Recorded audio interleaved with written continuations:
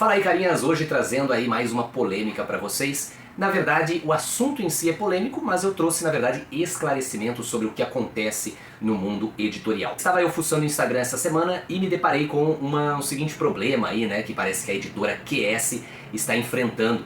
Porque, embora a editora QS esteja lançando aí, prometendo uns títulos interessantes pro ano que vem, como o título do Jeff Lemire, a editora Comic Zone é mais conhecida do que ela.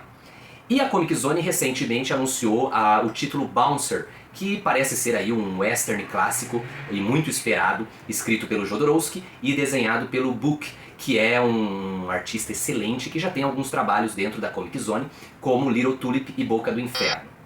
O problema é que quando a QS anunciou um volumão chamado Bouncer, Primeiras Histórias, muita gente foi atacar a editora falando que ela estava furando os olhos aí da Comic Zone, trazendo um material que a outra já ia trazer e coisas do tipo.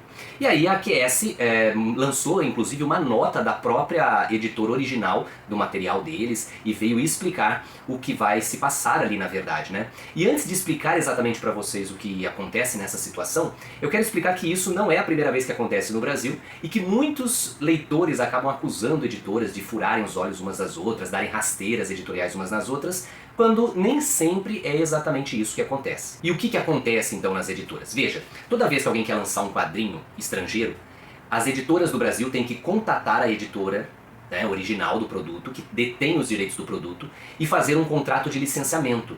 Geralmente essas editoras vão primeiro analisar qual é o histórico dessas editoras aqui do Brasil, no caso, né, ver se elas têm credibilidade, se já publicaram outros materiais, se elas têm capacidade para trazer esse material com respeitabilidade dentro do Brasil, né, a menos que sejam títulos pouco quistos, né. Então, por exemplo, um Tex da Bonelli não vai ser entregue na mão de qualquer editora. Mas alguns títulos menos quistos da Bonelli talvez sejam mais fáceis de negociar para editoras que estão iniciando, por exemplo. Nesse sentido, o que acontece é que cada editora tem uma forma de fazer a negociação e também uma forma de lidar com os seus materiais. Então vamos pegar o caso, por exemplo, da Bonelli. Recentemente até a gente fez um vídeo aqui explicando o caso do Zagor, que a Mitos publicou por muito tempo, agora a editora Saikan assumiu, mas a editora Saikan não assumiu a linha Zagor que a Mitos publicava. Eles assumiram uma outra coleção que a Bonelli faz, né, do Zagor em cores, que a Mitos não tinha licenciado, e nesse sentido a Bonelli dispôs desse material para a editora Saikan. Então é importante vocês entenderem que nem sempre é uma questão de furar olhos no sentido, tô pegando o personagem do outro, a coleção do outro. Não, às vezes são coleções diferentes dentro das mesmas editoras, e que aí uma editora pode conseguir esse material ou não.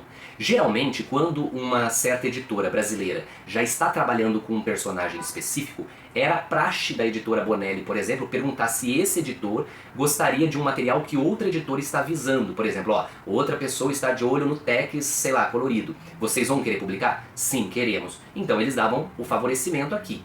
Não sei se está acontecendo isso ainda, tá? Mas era a praxe até então. Qual foi o caso aí do Bouncer, né, o produto específico? Bom, o que acontece é que a QS já tinha há bastante tempo negociado as primeiras histórias de Bouncer, desde a número 1. Da número 1 até a número 7, Bouncer foi publicado pela editora europeia Humanoids. Então, nesse sentido, o licenciamento era feito direto com a Humanoids. Da 8 em diante, e até recentemente foi anunciado um número 12 lá na Europa, né?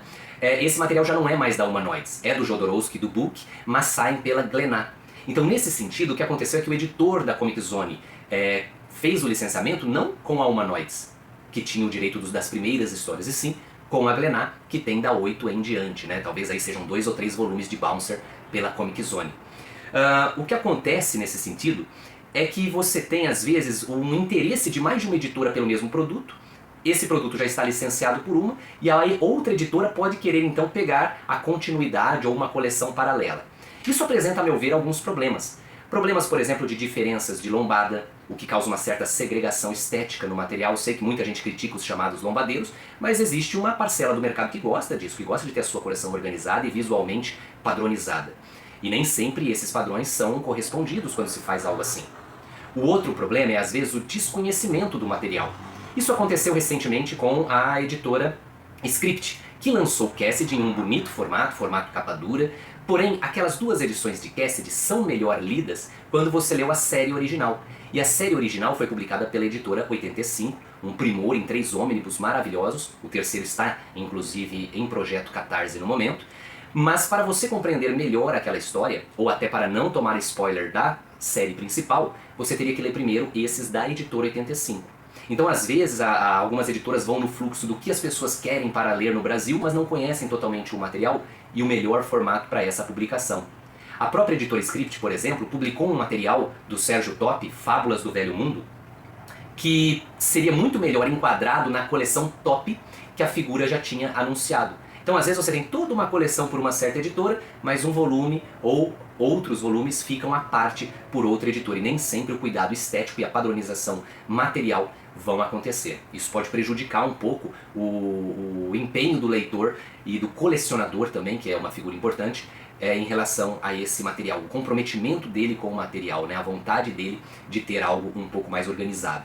A mesma polêmica se deu aí recentemente com o material do Pipoca e Nanquim. Pipoca e Nanquim, que lançou recentemente Incal do Psicoverso, né, essa variante aí do Incal, nesse universo do Jodorowsky, e que eles até falaram que teve uma editora que estava pleiteando pegar esse material paralelo. Então, às vezes rola um certo senso de sacanagem, sim, né? Qual que é a vibe de uma editora que quer pegar o material que uma editora está tão competentemente trazendo e que fica muito mais bonito e uniforme dentro de uma certa editora?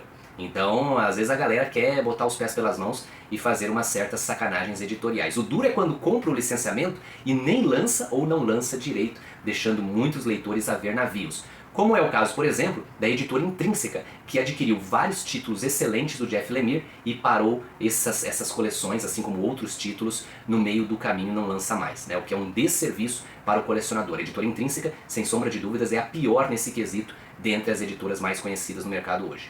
Então espero ter deixado claro que, embora às vezes haja certa disputa por alguns materiais, nem sempre é uma situação de furazóio exatamente, né? Às vezes tem um interesse realmente genuíno de duas editoras por um mesmo produto, e como as negociações às vezes são feitas em separado, cada uma vai lançar aí um grupo de histórias de um personagem ou uma coleção específica de um certo autor, né? Então são coisas que podem acontecer. O importante é a gente não sair acusando aí as editoras antes de conhecer bem tanto a situação quanto o produto em questão.